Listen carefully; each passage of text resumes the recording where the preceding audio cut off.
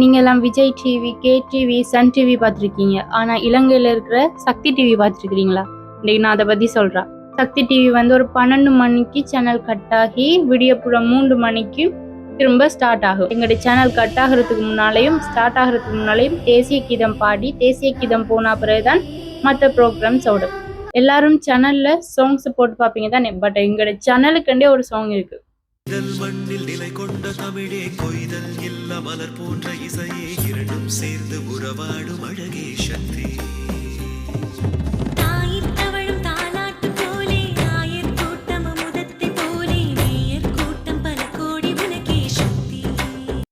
Song நல்லா இருந்துச்சா? தமிழ் நல்லா இருந்துச்சா? அவ்வளோதான்.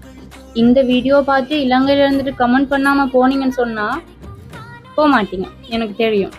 அதே டைம் சக்தி டிவியில் உங்களுக்கு பிடிச்ச ப்ரோக்ராம் அண்ட் உங்களுக்கு பிடிச்ச சேனல் என்னன்னு கமெண்ட் பண்ணிட்டு போங்க.